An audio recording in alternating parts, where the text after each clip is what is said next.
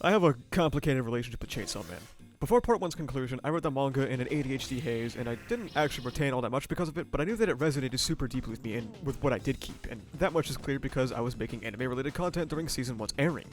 I picked up Part 2 immediately during its beginning, and I even spoke about it on Shonen and Chill in not particularly kind words, even at times forgetting to read it for that week for the podcast, which ended up fine because Zen didn't even bring it up. What's crazy to think about is I think we're like 3/4 the length of Part 1 at this point.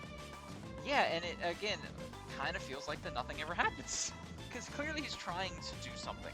But, like, he has a plan. Hashtag whatever the fuck that plan is. He's got a plan. She lost her arm, and it was pointed out that she hasn't really reacted to that. I don't know, though, man. I just don't really care. Yeah, I don't care either. Like, none of Part 2 grabbed me, like, at all. I had been disconnected from Part 2 for a couple of years now. My only consumption of it being people on Twitter, so basically how every JJK fan consumed their fave.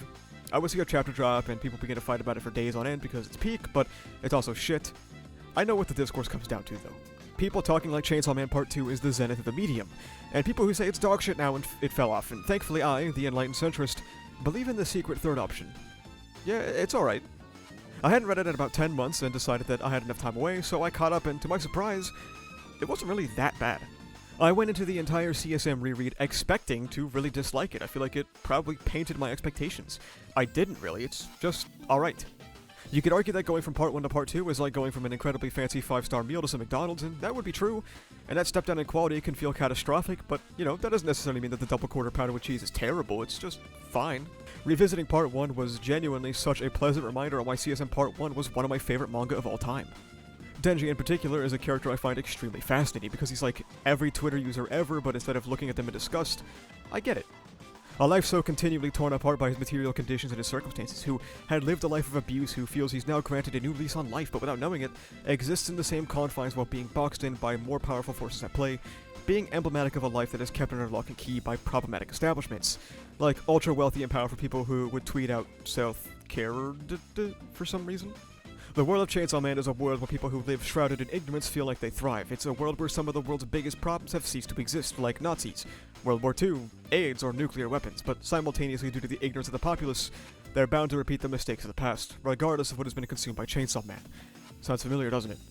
It's one of the primary social commentaries of Chainsaw Man, how our ignorance leads to the repetition of human suffering that we should have already learned from. Denji being our main lens into that ignorance, something he wants to break free from, but then he has encounters with people like Kobeni telling him that being under someone else's thumb and not thinking for himself is just the norm of life. Outside of this, CSM Part 1 just has a really great cast at large, with the trio of Denji, Aki, and Power being a mainstay of people's investment in the series. Oh, there goes one. Oh, there goes two. Okay.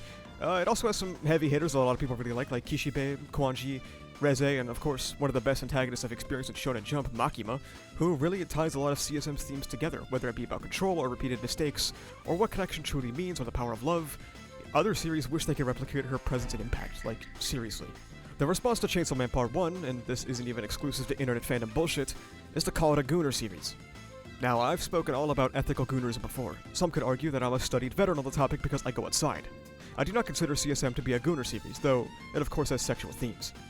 People reading and watching Part 1, however, did not really engage with the work and took any aspect of sexualization as the series being pornographic, and because of this unfair mischaracterization, the Chainsaw Man fanbase rallied around the series in sort of like a defensive manner. Sounds familiar.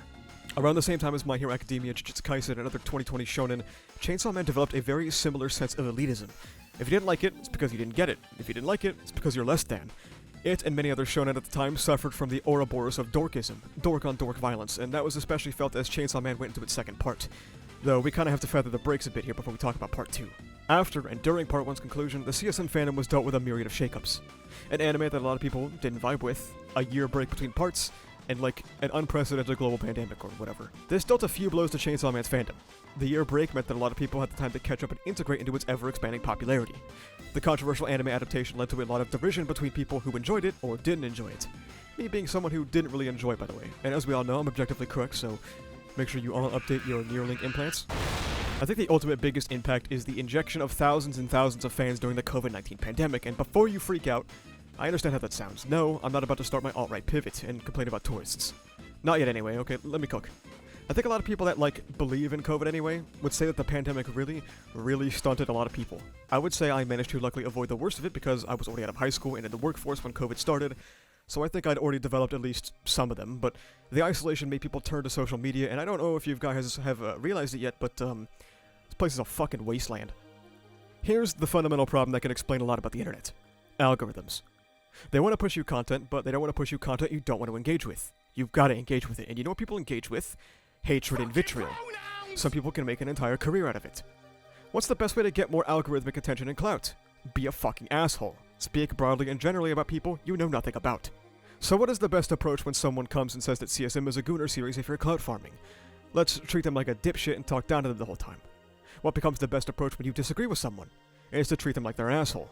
Because treating them like an asshole means a lot of people are going to engage and your post is going to do numbers. And it's got to the point where even outside of algorithmic success, this has become accepted internet culture. I'm not going to say the internet was a nice place before 2020 because that's not true. I've been on here a long fucking time, but is it worse? I don't know if I would say it was worse. Perhaps it's the same as it's always been, but now you're just rewarded for being a jerk-off. Where before, if you acted like this, you would get banned from the forum you were posting on, you're now showered with praise by algorithms as people just as shitty and annoying as you are provided your posts front and center so you can build a community based on being a dumb asshole to everyone you come across. Before, assholes were spread all around the internet, now they're all bundled together and encouraged, as kids who suffered during the pandemic experience worsening social and emotional issues join these online fandoms and mold themselves as the image of their social spaces, which is to be an asshole to people you've never spoken to. But now, you can have a checkmark, so you make money from it. That's super cool, and how society should function. What, did you think I was going to cite my source? You expect a little number to appear in the bottom left? Well, you were right. This is especially felt with Chainsaw Man, as young people ages 18 to 20 who are now, like, socially stunted by lockdown and isolation, found community in toxic cesspools and don't know how to behave. So, when someone comes around and says, you know, I don't like part 2 very much, your only option is to, like, freak the fuck out because you don't know anything else. This was also around the time that Fujimoto further, in my opinion, cemented himself as an exceptional author, creating works like Look Back, Goodbye Eri, and Just Listen to the Song, the latter one being one I made an entire video about, actually. Look Back and Just Listen to the Song relating strongly to Fujimoto and his relationship to the mega hit in Chainsaw Man, and some of the fears that come with that. Not to say that Goodbye Eri doesn't have this, by the way, I just haven't read it. Sorry. With Fujimoto's anxieties about Part 2 and the expectations of that story on full blast, and the toxic COVID baby vanguard that had begun to solidify around Chainsaw Man, Part 2 was in for a hell of a ride. And well, I assume this is the part a lot of you have been waiting for, my in-depth thoughts about Part 2. Like I said, when it was first releasing, I really did not vibe with it at all. And now that I've read it all over again in a binge, yeah, it's fine. I still don't love it. One of the biggest shakeups to Part 2 is that Denji, our usual protagonist, now shares the spotlight with Asa. Wait, what? I actually think Asa is great. She's one of the best Chainsaw Man characters, so I don't really have a problem at all with Asa sharing the spotlight. If anything, I wish she shared it more because there's a big chunk of the story where she's not super active, and I felt that the story kind of suffered from that. But she and Denji have one of the best dynamics in Chainsaw Man, Part 1 included. The two forming a really interesting foil for each other's characters, specifically this general idea of how we cope with the bad things that happen to us. When bad things happen to people, people react to those things in different ways to cope. Some take healthy approaches and confront their trauma head-on. Some turn to unfortunate coping mechanisms, like substance abuse. Some become right-wing grifters. Some, like Denji, opt to totally shut out all the bad things that happen to the best of his ability, while others like Asa only dwell on the negative. It really circles back to the ignorance is bliss idea that is spoken about in Part 1. Quan Chi talks about how to lead a happy life, you need ignorance, and in International Assassins, that is shown by the three brothers and how they feel invincible due to their own ignorance. The alternative that Denji is offered is basically paranoia. When speaking about Santa Claus and the activation of dolls, he's told that every single day, be it your family, your friends, or complete strangers, anyone you meet could turn into a doll and attack you. Unfortunately for Denji, this is also consistent with his life experiences. Oh cool, life is so poggers, holy fuck this sucks, oh yippee, we're back, it's so fucking over. Oh haha, smile, I have friends and a found family. Everything is horrible. What brings Asa and Denji together is Denji's ignorance approach, how he quickly moves on from the bad that has happened to him because Asa is the opposite. She painfully reflects on every mistake she's made, every bad thing that's happened to her.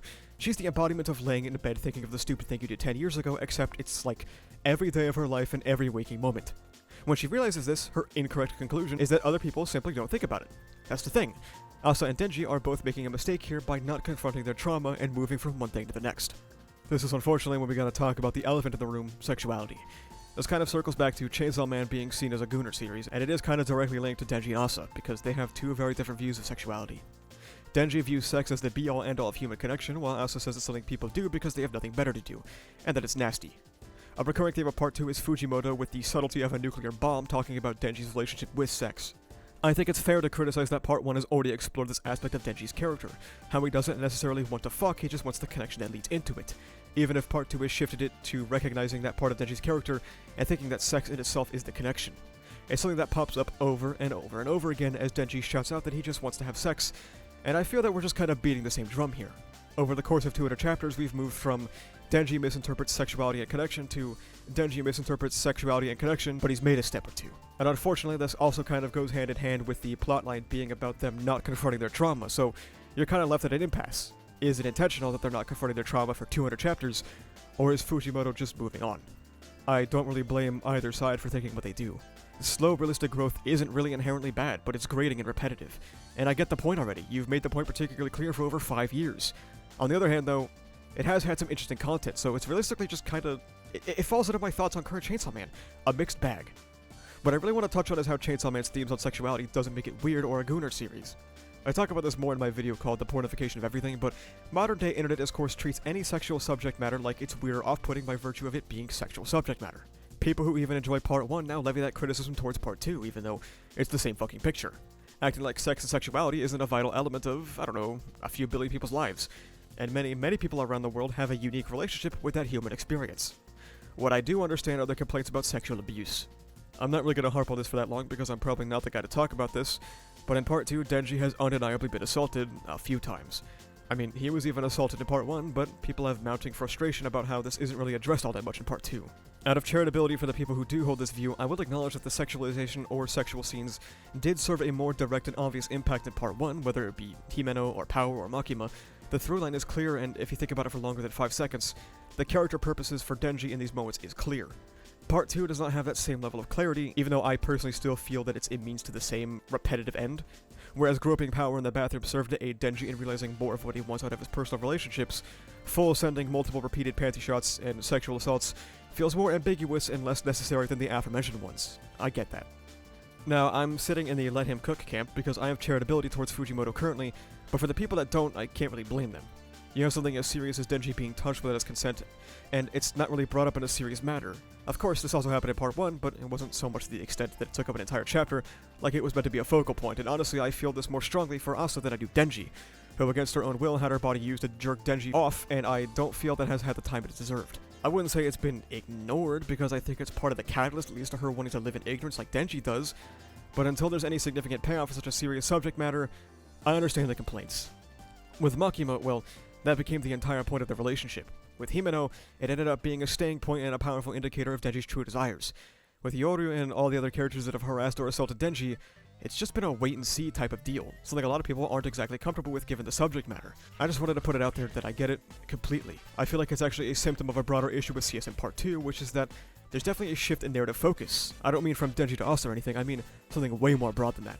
Part 1 felt like a story that deeply cared about its characters and the intimate bonds they shared, whereas Part 2 feels like it kind of zooms out a bit, and instead of being really zoomed in lens on character dynamics and such, it's more about the world of Chainsaw Man, and I feel that this is what is largely responsible for the much stronger, slow burn feel of Chainsaw Man Part 2 that leads to Denji feeling static or falling into a repetitive cycle of stagnation, or it leads to Asa feeling like she has been shelved for a long time, or honestly, leads to Chainsaw Man Part 2's cast being largely uninspiring and uninteresting.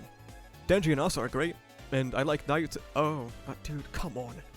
When you have a side cast as unexceptional as Chainsaw Man Part 2, it makes the imbalance of Denji's character all that more harmful.